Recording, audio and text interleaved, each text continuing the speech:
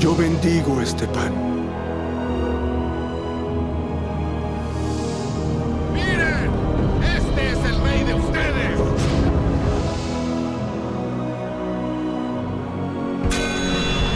Está consumado.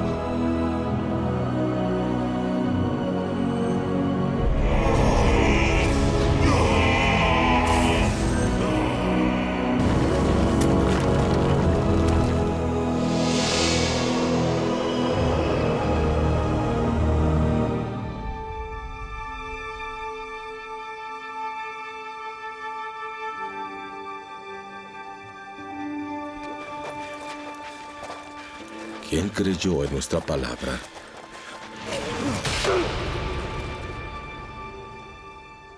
Él fue despreciado y rechazado.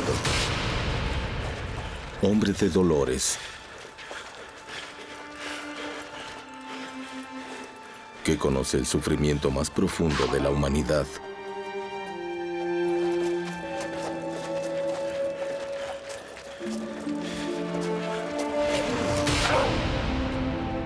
Le dimos la espalda y desviamos la mirada. Fue despreciado y no nos importó. A pesar de eso, Él tomó nuestras enfermedades sobre sí y nuestros padecimientos pesaron sobre Él.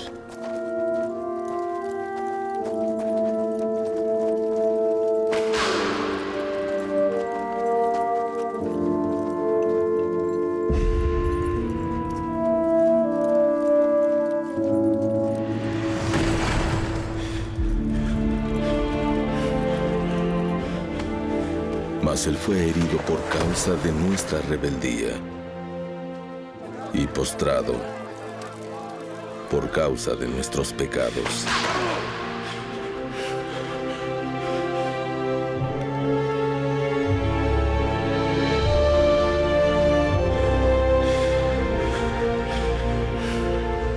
Sufrió el castigo para que fuésemos perdonados.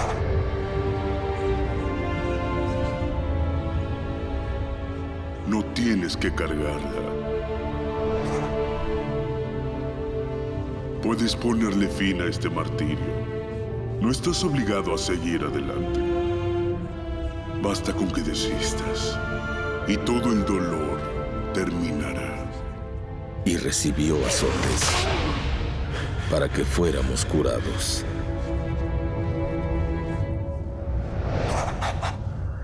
Él fue oprimido y humillado. ¡Vamos! ¡Tómala! Mas no dijo una sola palabra.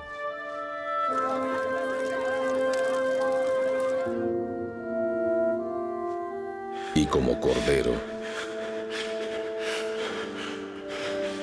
fue llevado al matadero. En esta tarde quisiéramos hablar de las 7 palabras de Jesucristo. En realidad sabemos que no son 7 palabras, sino más bien dicho 7 frases, que son las últimas que Jesucristo hizo antes de entregar su vida. Las 7 son básicamente las siguientes. Padre, perdónalos porque no saben lo que hacen. De cierto te digo que hoy estarás conmigo en el paraíso. Mujer, he ahí tu hijo. Hijo, he ahí tu madre. Mi Dios, ¿por qué me has abandonado? Tengo sed. Consumado es. Y la última, Padre, en tus manos encomiendo mi espíritu. Esas son las 7 veces que Jesucristo habla mientras está en la cruz, ya le habían crucificado. Y algo que nosotros a veces se nos escapa y tenemos que ponerlo en contexto es, esto es una escena grotesca.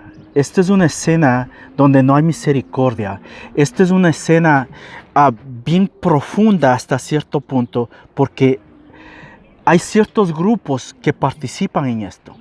Miren los grupos, si ustedes leen la Biblia, leen los pasajes de Mateo, Marcos, Lucas y Juan, van a deducir esto. Hay estos grupos. Primero están los sacerdotes. Los sacerdotes están ahí, los principales sacerdotes, dice la Biblia. Hay los escribas, hay fariseos, hay ancianos del pueblo que están presenciando todo lo que le pasa a Jesucristo en la cruz. Hay un grupo interesante, los transeúntes, los que están pasando. El pueblo, hay parte del pueblo que está presenciando lo que está pasando. Está María, su madre, María, la mujer de Cleofas, y María Magdalena. Están ahí. Juan, por supuesto, que es uno de los que escribe esto. Y dos grupos interesantes, los soldados y los malhechores. Antes de empezar las 7 palabras, quisiera que notemos esos dos últimos grupos, los soldados y los malhechores. Los soldados es un grupo de soldados que están en esos momentos, que el trabajo de ellos es crucificar a la gente, es ejecutar criminales. Y no son gente o no son soldados que esta es su primera crucifixión. Asumimos que ya hicieron otras. Exacto. Son soldados veteranos. Son soldados que no les molesta nada. Ver morir a alguien, están totalmente insensibles. Su trabajo es matar al criminal, ejecutar al criminal, ejecutar la sentencia que se ha pasado contra esos criminales. Ese es su trabajo. Y de acuerdo a ellos lo que están haciendo en estos momentos es están ejecutando 3 criminales. Y uno de ellos, por supuesto, es Jesucristo. Pero ellos lo tratan como si fuera otro criminal. Y la escena es esta. Ya han crucificado los 3. Ya han terminado parte de su trabajo. Y ahora están sentados, están repartiéndose la ropa, las pertenencias de los criminales, de los ejecutados. Y están guardando el lugar. Esa es la escena que tenemos que ver. Ahora, los malhechores. Los malhechores no son cualquier ladrón. La Biblia en español nos dice ladrones. Entendemos que eran ladrones. Pero cuando buscamos en el griego nos dice lo siguiente. Son ladrones de carretera. Entendemos que no son las carreteras de hoy en día. Entonces, eran los ladrones que atacaban a la gente que estaba de viaje. No eran las carreteras de hoy en día, no había carros, no había seguridad, no había nada. Y ellos atacaban especialmente a los más débiles, a los más vulnerables. Un ejemplo de eso lo encontramos en la parábola del buen samaritano. Ese tipo de ladrón es el que está crucificado al lado de Jesucristo. En otras palabras, no eran solo ladrones, estos eran asesinos, eran lo peor de lo peor. Y Jesucristo está incluido ahí. Pensemos de esta forma. Nada más al decir eso, sabemos que muchas de las profecías ya están cumpliéndose. Ok. Vamos a empezar con la primera palabra o la primera frase. Y la primera frase es: Padre, perdónalos porque no saben lo que hacen. Es algo bien, hasta cierto punto, chocante, porque en medio de todo esto, en medio de todo este grupo de soldados, malhechores y los sacerdotes y todo eso, de pronto Jesucristo sale y dice: Padre, perdónales porque no saben lo que hacen. Y la primera pregunta que yo me haría es: ¿que les perdone a quién y de qué? Cuando examinamos esta frase, lo primero que Jesucristo dice es Padre. Y si regresamos a sus enseñanzas, cuando los discípulos le dicen enséñanos a orar, Jesucristo dice empiecen con Padre. Y eso es lo que Él usa, nos está enseñando. Algo que vamos a ver a través de todo esto es Jesucristo nunca se aparta de su propósito ni de su meta. Eso es parte de eso. Y dice Padre, mi Padre, Abba, lo está llamando y le dice Padre, perdónalos. Y la palabra Abba o Padre refleja intimidad, refleja una relación entre Jesús y el Padre. Ahora, piensen en esto. Jesucristo se está muriendo. Lo han torturado, le han dado latigazos, le han pegado, le han escupido, le han arrancado la barba. Se está muriendo. Si yo estuviera en esas circunstancias, es bien posible que mi oración sea: Señor, ayúdame, sácame de aquí. Pero sin embargo, Jesucristo, su oración, porque esto es una oración, es: Padre, perdónalos. porque no saben lo que hacen. Nos deja saber que Jesucristo, hasta sus últimos minutos de vida, Él está consciente que su trabajo, su meta, su propósito era venir a servir. Porque lo que está viendo es el bienestar de los demás, no el suyo propio. Eso es lo que Él está haciendo. Ahora, dice perdónales. El único, de acuerdo a la Biblia, el único que puede perdonar es Dios. Y por eso Jesucristo se dirige a Él. La otra pregunta dice, perdónalos porque no saben lo que hacen. Acuérdense los grupos, los fariseos, los sacerdotes, los principales, los soldados. Y uno puede decir, está hablando de todos ellos. Pero pensemos esto, antes de nosotros venir a Jesucristo, ¿sabíamos lo que estábamos haciendo? No. Incluso hoy en día hay áreas que sabemos lo que estamos haciendo. Entonces, nosotros estamos incluidos ahí, porque Jesucristo vino a morir por todos, no solo por ese grupo que está presente en su crucifixión, sino por todos. Él vino para hacer rescate de muchos, para pagar los pecados de todo el mundo. Eso quiere decir que cuando Él dice perdónalos porque no saben lo que hacen, ahí está incluido todo ese grupo y nosotros también. ¿Quiere decir eso que en el momento que Jesucristo dice eso, somos perdonados? No, porque la Biblia nos enseña que para obtener perdón, lo primero es, tenemos que reconocer a Jesucristo como nuestro Señor y Salvador. Segundo, tenemos que confesar nuestros pecados. Tercero, arrepentirnos. Y la promesa es que cuando hacemos eso, Dios se olvida de nuestros pecados. Por la sangre de Jesucristo que borra, no solamente lo cubre, la sangre de Jesucristo borra todo pecado. Eso es lo que Jesucristo está enseñándonos en esta primera palabra o en esta primera frase.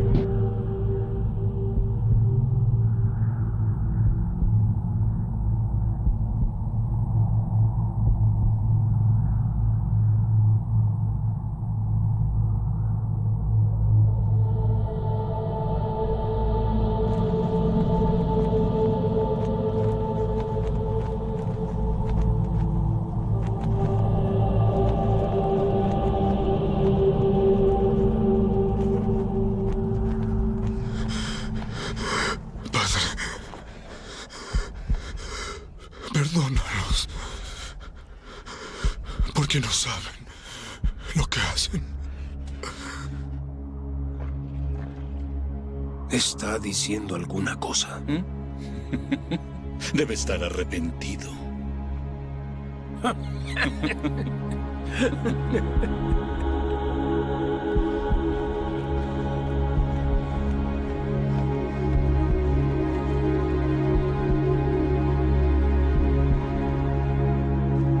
La segunda frase dice, de cierto te digo que hoy estarás conmigo en el paraíso. Esto es lo que Jesucristo le dice a uno de los malhechores, a uno de los ladrones. Si estudiamos esa escena, vamos a ver que un ladrón está haciendo lo mismo que el resto. Están injuriando a Jesucristo, están provocándolo, están tratando de tentarlo. Si tú eres el Hijo de Dios, sálvate a ti mismo. Antes decías que tú podías reconstruir el templo, ¿por qué no lo haces? Etcétera, etcétera. Pero todo esto en el otro ladrón causa una reacción totalmente diferente. Fíjense lo que pasa. Cuando estudiamos esto vamos a ver que ese otro ladrón le molesta que le esté insultando a Jesucristo. Está reconociendo que él es un pecador. Está reconociendo que lo que le está pasando son consecuencias de su pecado. De sus actos. Si eres el Mesías, libérate y a nosotros. Sálvanos de esto. ¡Sácanos de aquí! ¡Ah! ¡Ah! Gestas. Gestas. Nosotros merecemos estar aquí. Eso tú lo sabes. Pero él no. ¿Acaso no le temes a Dios ni en la hora de tu muerte? Jesús no hizo nada malo. Señor, acuérdese de mí cuando entre a su reino. En verdad te digo que hoy estarás conmigo en el paraíso.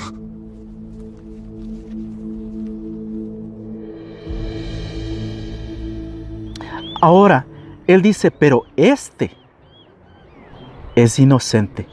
Eso es clave. Eso es clave, porque él está reconociendo, este es diferente a mí. Este puede hacer algo por mí. Y luego él le pide a Jesucristo y le dice, acuérdate de mí cuando vengas en tu reino. Y lo primero que es impactante es que, ¿cómo es él sabía que Jesucristo tenía un reino? Se puede decir que quizás vio el letrero. Acuérdense que a Jesucristo le pusieron un letrero, Rey de los Judíos, y lo pusieron en 3 lenguajes. ¿Okay? Entonces, podemos asumir, leyó el letrero y él sabe que Jesucristo es un rey. Ajá. Esto es también posible. Es bien posible que él haya escuchado a Jesucristo antes. Es bien posible. Porque acuérdense, Jesucristo anduvo por muchos lados. Es bien posible que él escuchó a Jesucristo antes. Y ahora al ver todo lo que está pasando, él dice, no, este es diferente. Y lo que yo oí, quizás, lo que yo oí del reino es cierto. Y yo reconozco, porque al momento en que le dice, acuérdate de mí cuando vengas en tu reino, él está reconociendo que Jesucristo es un rey. Amén. Si vemos lo que el ladrón hace, es lo que estábamos hablando hace rato de recibir perdón. Él confiesa sus pecados, él reconoce a Jesucristo como Dios, como el único que puede perdonar, pide perdón por sus pecados y ahora le hace una petición a Jesucristo, acuérdate de mí. Y la respuesta de Jesucristo es bien sorprendente. Porque uno en realidad no esperaría que le responda de esa forma. Y Jesucristo le dice, ciertamente te digo que hoy, no mañana, no pasado mañana, hoy estarás conmigo en el paraíso. Lo que Jesucristo dice en el momento en que dice ciertamente, miren, a nosotros como cristianos debería darnos una seguridad más allá de cualquier duda. Porque Jesucristo lo que está diciendo es, ten la seguridad, ten la certeza, no tengas duda ninguna de que hoy, cuando tú mueras aquí, vas a estar conmigo en el paraíso. Y eso se aplica a todos nosotros. Eso nosotros lo podemos ver. Y la Biblia nos dice, ausentes en esta tierra, presentes en la presencia del Señor. No hay que esperar, no hay que ir a ningún lugar de espera, esto es automático. Es una de las mejores promesas que Dios nos ha dado. Y esa se la da, no hay purgatorio. Y esa se la da a este ladrón. Hay quizás gente que diga, ve, puedo esperar hasta el último. Y en mi último suspiro pedir perdón a Dios. Sí, es cierto, lo puedes hacer. No se puede arriesgar. Exacto, pero no te arriesgues, porque no sabes si la muerte va a ser tan repentina que no te dé tiempo. El día de aceptar a Jesucristo y pedir perdón es ahora, es hoy. Amén. Ok, la tercera es, mujer, he ahí tu hijo, he ahí tu madre. En el griego dice esto, querida mujer, he ahí tu hijo. Y le habla a Juan y le dice, he ahí tu madre. Esto como que, viéndolo en contexto, es como que está fuera de lugar. Pero si regresamos al concepto de que Jesucristo lo que quiere es siempre cumplir su propósito, nunca se desvía de su propósito, esto está bien. Examinemos un poco lo que sucede cuando una mujer en esa época queda viuda. Asumimos que José el esposo de María, ya murió, porque él no aparece en ningún lado. Asumimos eso. ¿Cuándo murió? No sabemos. Cuando una mujer perdía a su esposo, en esa época, en esa cultura, el hijo mayor tenía que cuidar de ella. Muy bien, él era responsable. Acuérdense, las mujeres no trabajaban. Las mujeres dependían totalmente o del esposo o de los hijos. Por eso era importante tener hijos varones. Ahora, José no está, Jesucristo, hasta donde podemos entender, era el que cuidaba, proveía de María. Pero ahora, él sabe, yo me voy. En unos cuantos minutos, yo voy a morir. Él lo que está haciendo es provisión para su madre. Exactamente. Hasta el último minuto, él está pensando en el bienestar de los demás. En este caso, de su mamá. Porque él sabe que si él no la atiende, si él no la cuida, no hay quien la cuide. Y quizás podamos decir, pero él tenía otros hermanos. La Biblia nos habla que él tenía otros hermanos. Pero si leemos la Biblia de sus hermanos, de los hermanos de Jesús, nos vamos a dar cuenta de algo. Los hermanos de Jesús creían que Jesús estaba loco y no creían en él. ¿Cómo Jesús puede dejar el cargo de su madre? No puede confiar en eso. Muy bien, no puede confiar. Entonces él necesita a alguien en quien él pueda confiar. Alguien que en realidad tome su trabajo, su posición como hijo primogénito y cuide de su madre. Y ahí está Juan. Y la Biblia nos dice claro que desde ese momento Juan recibió a María en su casa como su madre. ¿Qué es lo que está haciendo Jesús? Hasta el último, cumpliendo la ley, cumpliendo las profecías, cumpliendo su propósito. Honra a tu padre y a tu madre. Hasta el último minuto Jesucristo está haciendo eso.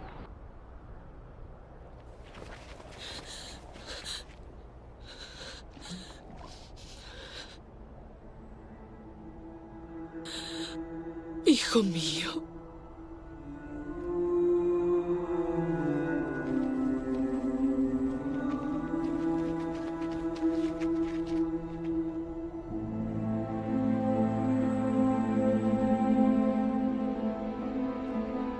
Mujer.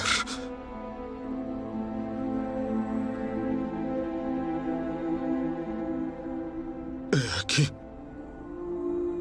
a tu hijo.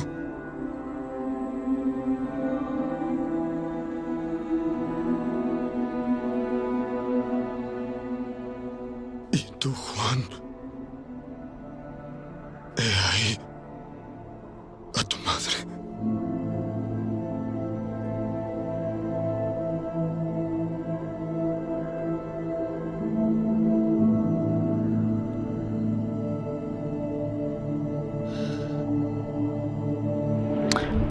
La próxima es, mi Dios, ¿por qué me has abandonado?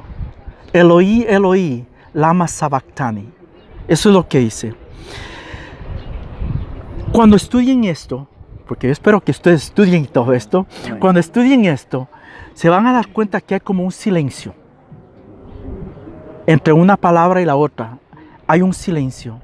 Y la Biblia dice esto: Jesucristo exclamó a gran voz, con un clamor bien grande. Es como ahora mismo estamos hablando un poquito bajito y de pronto yo salgo y digo, Eloí, Eloí, lama sabactani. Lo primero que yo tengo que pensar es, Jesucristo no puede respirar tanto. Eso quiere decir que Él cogió como impulso para poder decir lo que Él está diciendo. Ahora, la palabra Eloí es hebreo y es mi Dios, mi Dios, mi Dios. Y mi pregunta es, ¿por qué no le llamó Padre? Hace rato le dijo, Padre, perdónalos porque no saben lo que hacen. Pero ahora dice, mi Dios, mi Dios. Porque en esos momentos, Dios, el Padre, no es el Dios Padre, ahora es el Dios Juez. En esos momentos se cumple lo que la Biblia dice.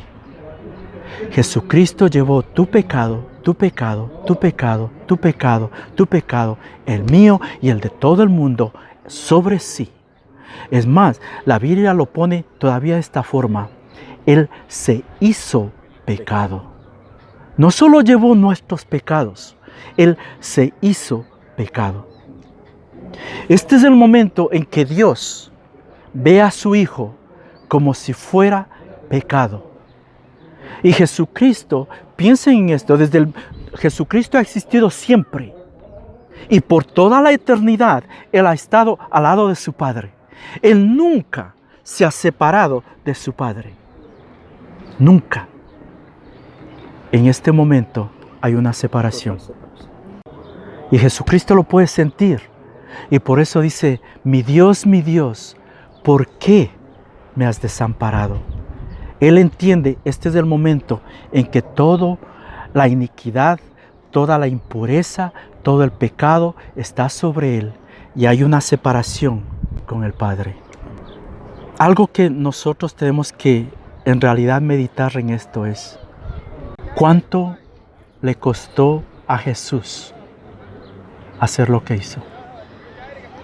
No solo en la tortura, no solo en los golpes, no solo en la degradación que sufrió, pero sobre todo en su separación del Padre. ¿Cuánto le tiene que haber costado? Nosotros no tenemos idea. Y yo creo que nunca vamos a comprender, por lo menos en esta tierra, nunca vamos a comprender eso. Pero deberíamos, como cristianos, razonar, reflexionar, cuánto en realidad a Él le costó.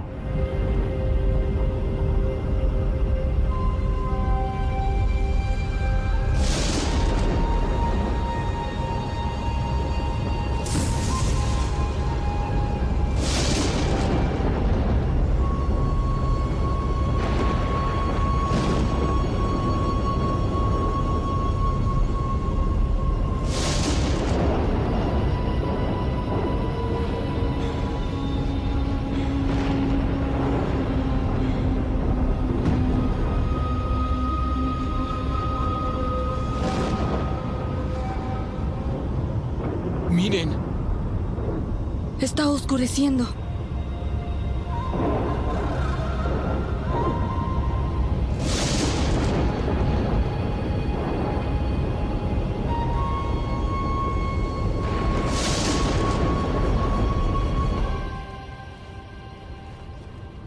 Eloi. Eloi. Lama. Sabactani. ¿Qué fue lo que dijo?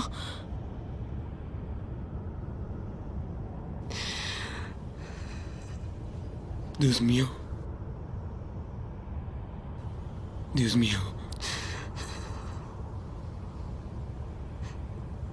¿Por qué me has abandonado?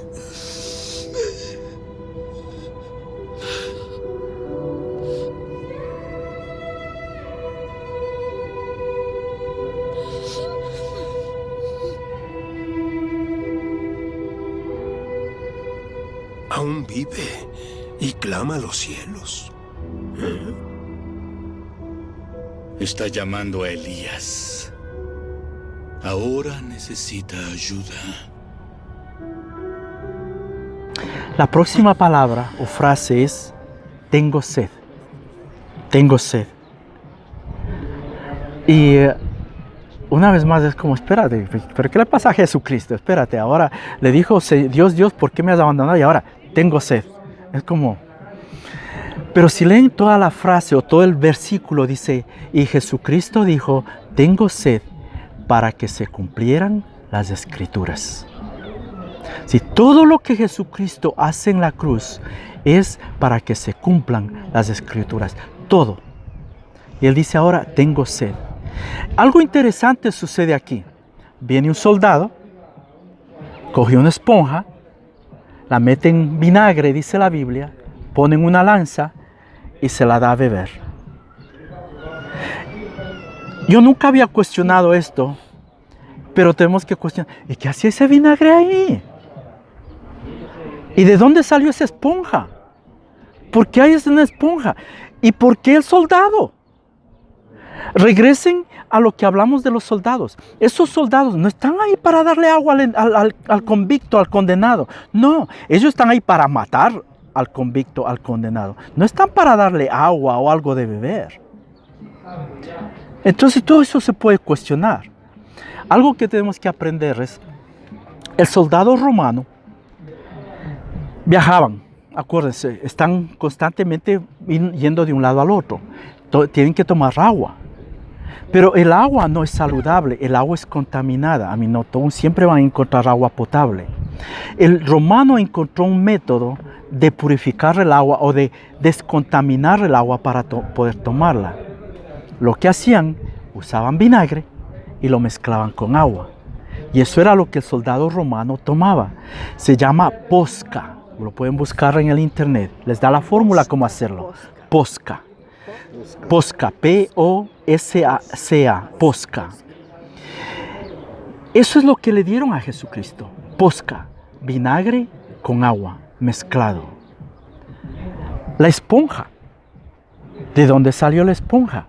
El soldado romano usaba la esponja para ponerse dentro del casco, para que el casco no le dañe, no le golpee mucho la cabeza, o cuando la coraza no le quedaba bien, se metían pedazos de esponja para que le quede apretado. Entonces, espérate, esa posca, esa esponja, le pertenecía a un soldado. No estaba ahí porque sí, le pertenecía a un soldado. Y este soldado toma de su pertenencia para dársela a Jesús. Pero me dijiste que los soldados no estaban ahí para hacer eso. Es cierto. Entonces cabe otra pregunta. ¿Por qué ese soldado hizo lo que hizo?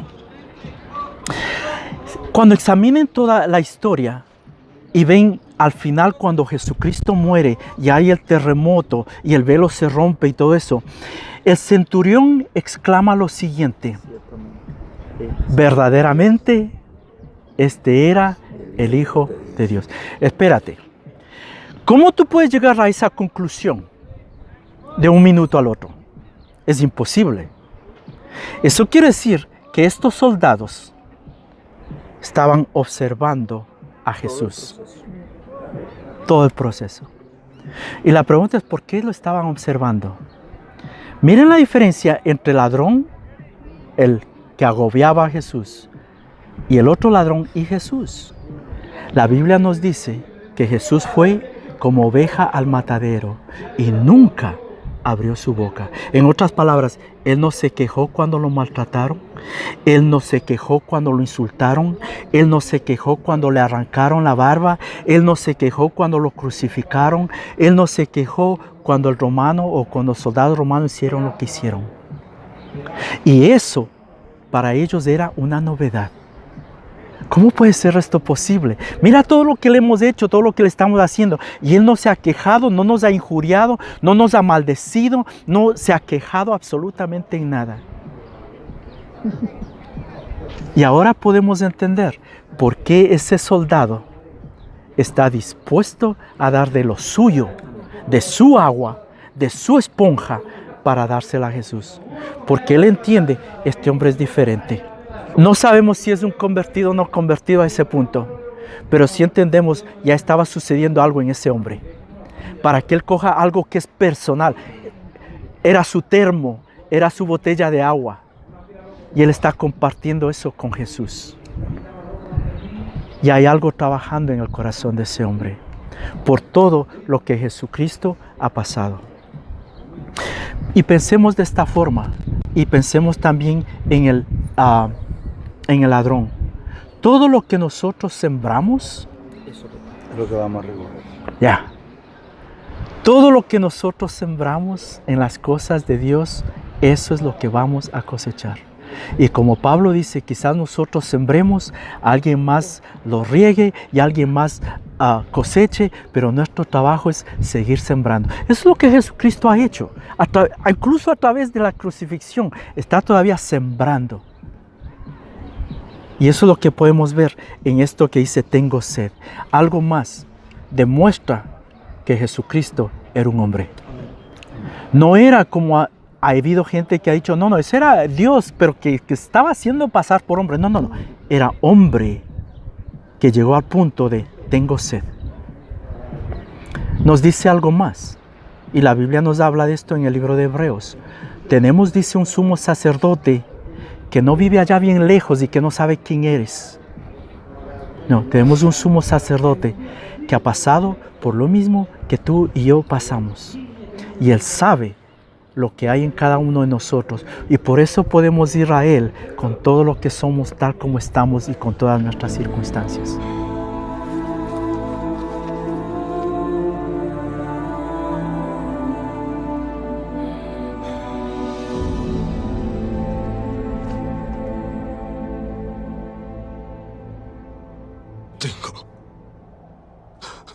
Tengo sed.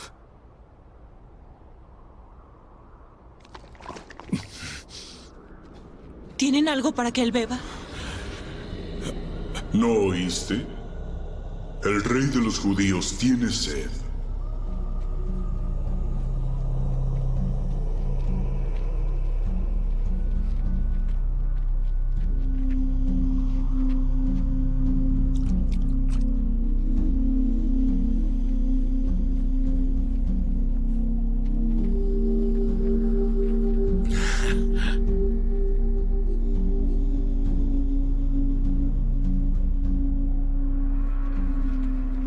¡Bebe!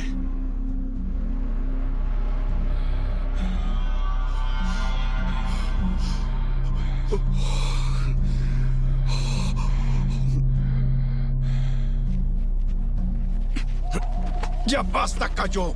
¡Déjenlo en paz! ¡Cobarde! ¡Inmundo! ¡Esto no tiene gracia!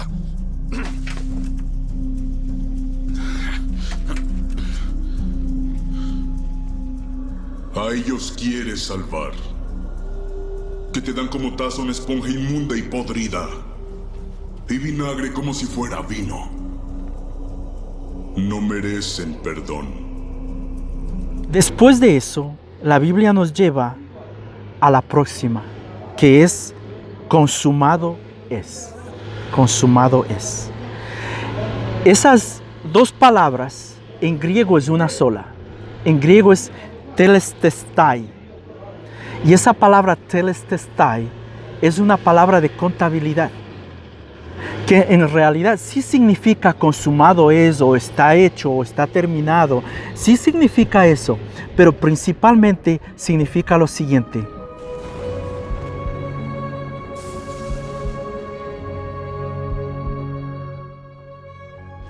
La deuda está pagada completamente. ¿A qué vino Jesús? Jesús vino a ser el Cordero que quita el pecado del mundo. Jesús vino a buscar y salvar lo que se había perdido. Vino a servir y no a ser servido. Vino a dar su vida por rescate por mucho. Vino a salvar a los pecadores. Y Él está diciendo, todo eso está hecho. Y encima de eso, todo lo que se debía por causa del pecado está pagado. Eso hace, como nos habla el libro de Hebreos, que Él es nuestro sumo sacerdote. Él es nuestro intercesor entre el Padre y nosotros. Él es el único camino al Padre. Él es nuestro único intermediario. Eso hace todo esto. Y a través de este solo sacrificio, el libro de Hebreos nos explica mejor. Un solo sacrificio de una vez para siempre. No se necesita más sacrificio. No se necesita más sacerdotes. Tenemos uno solo, Jesucristo. Tenemos un solo intermediario, Jesucristo. Tenemos un solo intercesor, Jesucristo. Y no hay más necesidad de sacrificios. Amén. La última. Padre, en tus manos encomiendo mi espíritu. Dense cuenta de algo. Padre, perdónalos porque no saben lo que hacen. Mi Dios, ¿por qué me has abandonado? Padre, en tus manos encomiendo mi espíritu. El momento de separación, el momento donde Jesucristo sintió el pecado, la carga de todo el mundo, ya ha pasado. Ahora Él puede volver a la intimidad con el Padre. Ahora Él puede decir otra vez, Abba, o Abi, mi papá. Abi. Y le dice, en tus manos encomiendo mi espíritu. Cuando Jesucristo dice esto, es una confianza extrema en su Padre. Porque todavía Jesucristo está en su forma humana. Y Él sabe que va a morir. Y le dice, en tus manos, en otras palabras, Señor, haz lo que tú quieras. Papá, yo en ti confío y te permito, te doy el control de toda mi vida, te doy el control de todo. Haz lo que tú quieras. Es una confianza total. Y luego le dice, encomiendo en ti mi espíritu. El espíritu humano que tú me diste, por 33 años lo he tenido, te lo entrego a ti. Ahora es tuyo, Dios. Y haz con eso lo que tú quieras. Sí, indica, como digo, una confianza absoluta, me encantó esa, una confianza absoluta en Dios. Él se somete a Dios hasta el último minuto de su vida. A mí me enseña lo siguiente, que si yo pongo mi confianza en Jesucristo,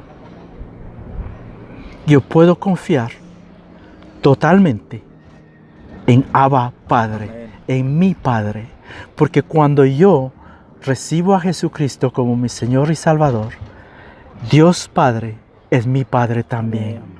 Y yo puedo poner toda mi confianza en Él y saber que todo está bajo el control de Dios. Aún las circunstancias que parecen fuera de su control están bajo el control de Dios. Amén. Y saber lo que dice la Biblia, que todo torna para bien para aquellos que aman a Dios. Si yo amo a Dios, hasta mis errores, Dios puede usarlos para mi bien, para que yo crezca, para que yo siga adelante, para que yo me edifique. Amén. Creo que eso es todo, las 7 palabras. Espero que hayamos aprendido todos juntos. Amén. Y que Dios les bendiga. Gloria a Dios.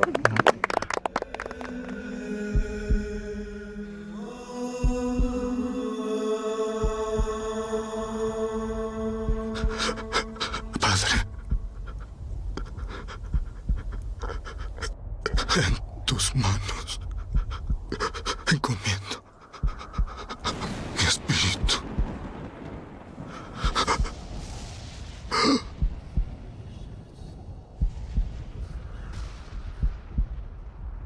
Está consumado.